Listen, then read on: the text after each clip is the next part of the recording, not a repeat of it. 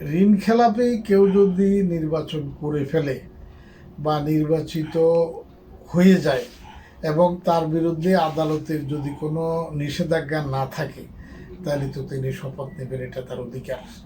আপনি তাকে বাধা দেওয়ার কোনো সুযোগ নেই। এখন ঋণ খেলাপি থাকা সত্ত্বেও মনোনয়নপত্র যদি বৈধ করে থাকে, তাহলে সেটা ভুল হয়ে থাকলে নির্বাচন কমিশনের হয়েছে। তো এখন নির্বাচন কমিশনেরও এখন আর কিছু করার নেই, এখন আদালত।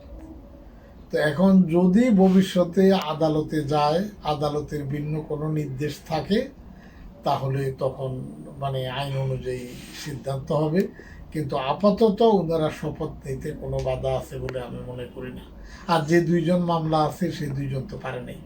তো যাদের বিরুদ্ধে মামলা নাই, যারা নির্বাচিত হয়েছেন, গ্যাজেটে তাদের নাম প্রকাশিত হয়েছে, কাজে এখন শপথ নেওয়া তাদের অধিকার।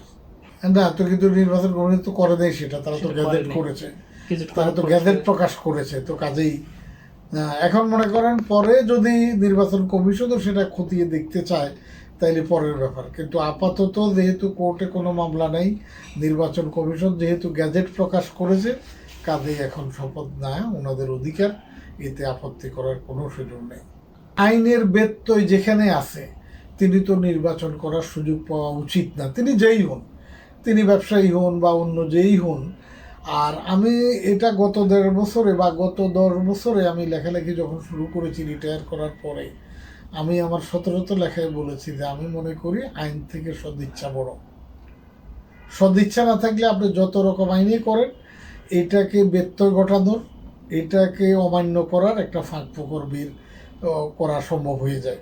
কিন্তু সদিচ্ছা যদি থাকে, তাইলে আপনার আইন না থাকলেও ভালো কাজ করতে কোনো অসুবিধা হয় না। আর তাদের তো দায়িত্ব আছে।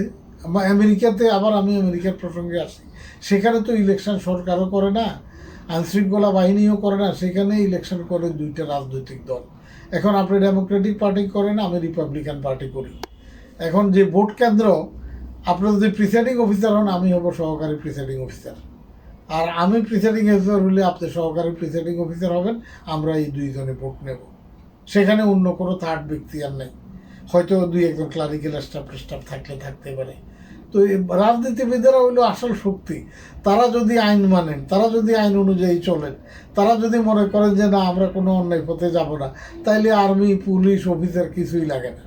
যদি পার্টি সিদ্ধান্ত নিতে না আমরা কোনো ঋণ খেলাপিতে দেবো না, তাইলে আর তো কোনো সমস্যাই থাকে না। তো এই যে আইনের শাসন, সদিচ্ছা, বিবেক, দায়বদ্ধতা,